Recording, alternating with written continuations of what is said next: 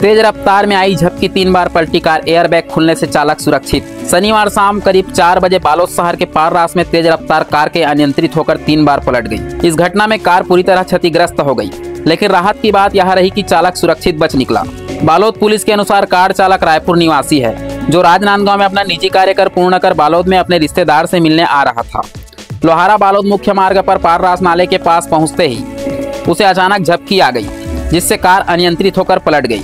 गनीमत रही कि चालक ने सीट बेल्ट पहना हुआ था, जिससे टक्कर के साथ ही कार का एयरबैग सक्रिय हो गया और उससे चालक की जान बचा ली। हादसे के बाद चालक स्वयं कार से बाहर निकल आया। घटना में कोई जानहानि नहीं हुए है, जिससे मौके पर मौजूद राहगीरों ने राहत की सांस ली।